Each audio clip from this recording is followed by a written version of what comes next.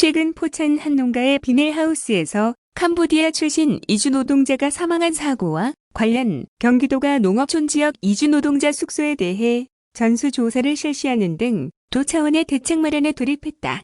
경기도는 이 같은 내용의 경기도 농업촌 지역 외국인 노동자 주거 환경 실태조사 추진 계획을 5일 발표했다.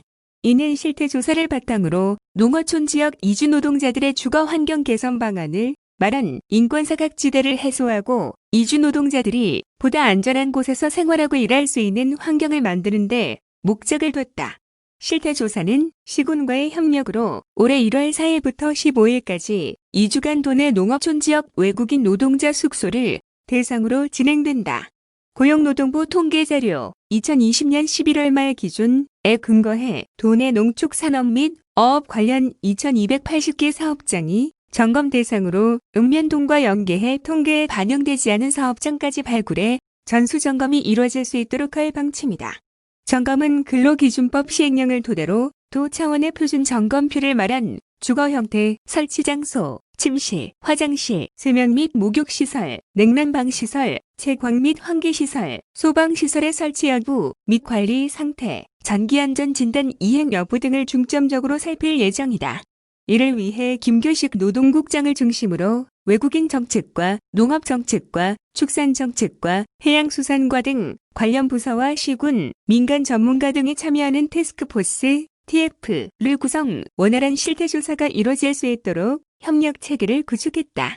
도는 실태조사를 바탕으로 개선점을 발굴해 도 차원의 외국인 노동자 거주 환경 개선 대책을 마련함은 물론 필요할 경우 중앙정부에 제도 개선을 건의할 계획이다. 뿐만 아니라 조사 시 발견되는 불법 사항이나 화재, 동사 등 위험 요소에 대해서는 즉시 개선하거나 안전한 임시 주거시설을 확보할 수 있도록 유도할 방침이다.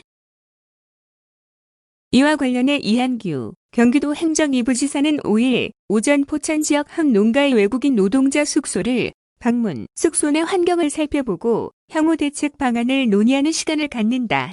이재명 지사는 포천 비닐하우스 이주 노동자 사망사고 관련 지난달 24일 자신의 사회관계망 서비스 SNS에서 부검 결과 건강 악화 때문이라고 하지만 비닐하우스 숙소에서 제대로 된 진료 기회도 몸을 회복할 공간이 없었기에 문제의 본질이 달라지는 것은 아니다라며 사람은 모두 존귀해 피부색과 언어가 다르다고 차별받을 이유가 없다.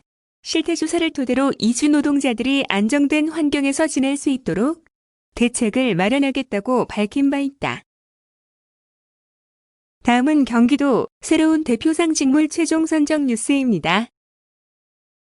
경기도가 전국 최대 지방정부로서의 위상과 미래 비전을 반영하고 도민의 자긍심을 높일 수 있는 새로운 대표상 직물과 영문 슬로건을 선보였다.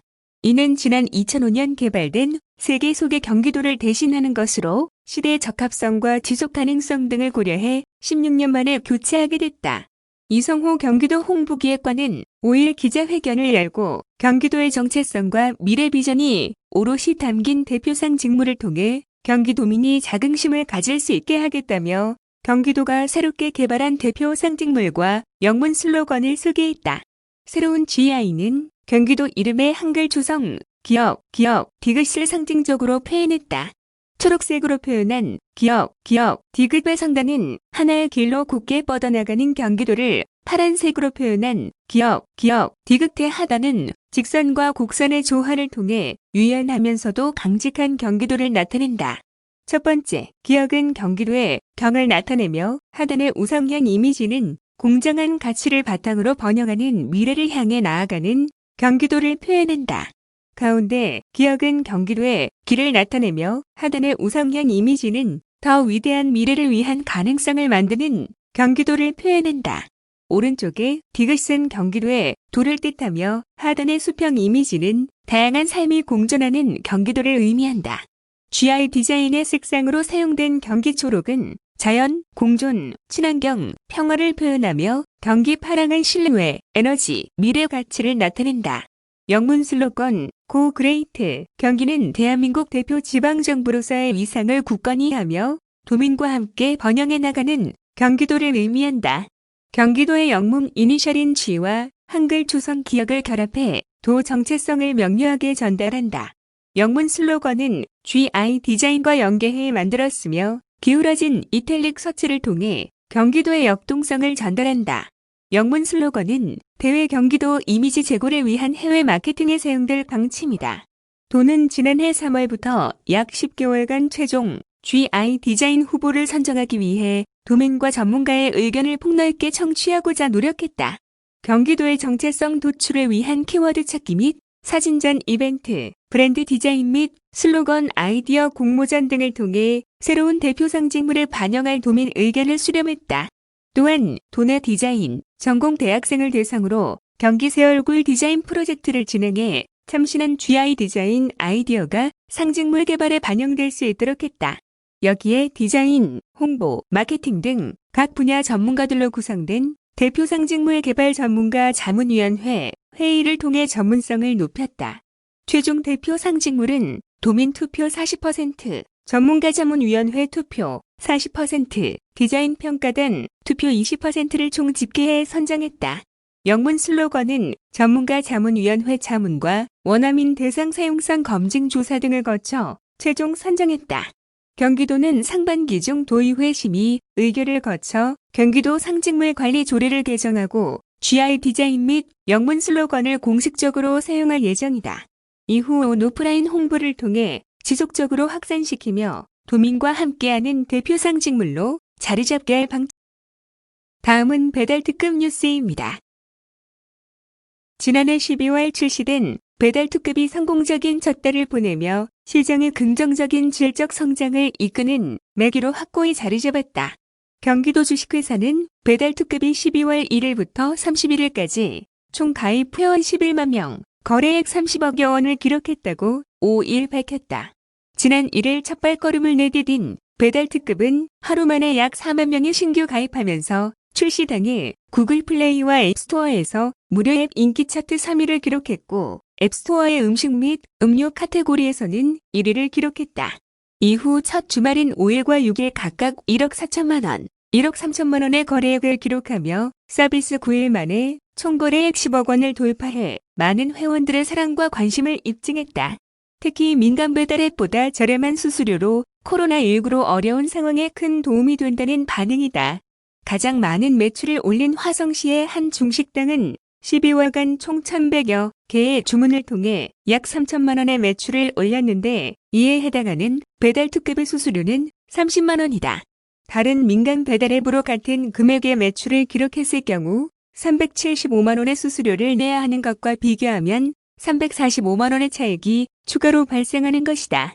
이를 두고 서강대학교 김동택 교수는 배달 특급의 가파른 성장세는 독점적인 배달앱 시장이 바뀌길 원했던 소상공인과 소비자들의 열망이 반영된 결과가 아닐까 생각한다고 평가하기도 했다. 특히 한 달간 배달 특급을 통해 지역화폐로 결제한 비율도 한 달간 약 67%를 기록한 점이 눈에 띈다. 지역화폐 사용 비율이 신용카드 등 기존 결제 수단보다 높게 나타나면서 배달 특급이 지역경제 활성화에도 큰 역할을 하고 있음을 입증했다. 더불어 한 달 동안 2건 이상 주문한 소비자 비율 역시 약 50%로 높게 나타나는 등 배달 특급의 성공적인 시장 안착의 신호가 뚜렷해지고 있다. 지난해 12월 발족한 경기도 디지털 플랫폼 자문위원회의 이승윤 건국대학교 교수는 배달 특급의 이번 성과는 소상공인과 소비자 모두를 위해 상생을 표방하며 두 마리 토끼를 잡는 데 성공한 것으로 풀이된다며 시장의 긍정적인 매기 역할을 하고 있다고 평가했다.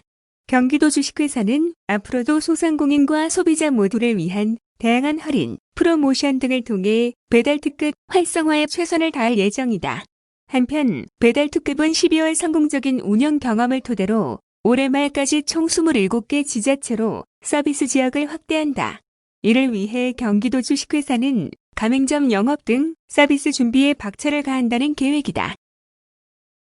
다음은 공동주택 리모델링 컨설팅 시범단지 선정 공모입니다. 경기도가 오래된 아파트를 대상으로 리모델링에 대한 사업성 분석 등 컨설팅을 제공하는 시범 사업을 추진하기로 하고 사업을 희망하는 아파트 단지를 공개 모집한다. 도는 지난해 10월 8일 경기도 공동주택 리모델링 활성화 및 지원에 관한 조례를 공포하고 지원 사업으로는 처음으로 이번 컨설팅 시범 사업을 추진한다.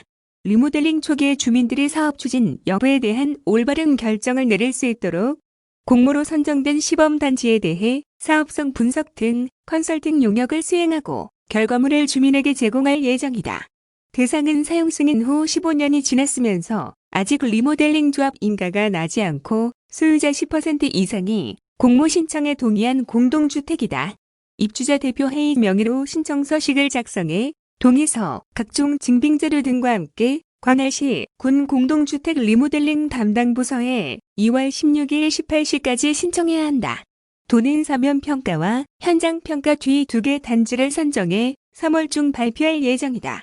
시범 단지가 선정되면 객관성을 유지하기 위해 시, 군에서 직접 컨설팅 용역을 발주하게 되며 용역비는 도와 시군이 각각 50%를 지원한다. 용역은 2022년 2월까지 진행될 예정이며 용역이 완료되면 입주자에게 용역 결과물을 제공해 사업 추진에 대한 판단 기준으로 활용하게 된다.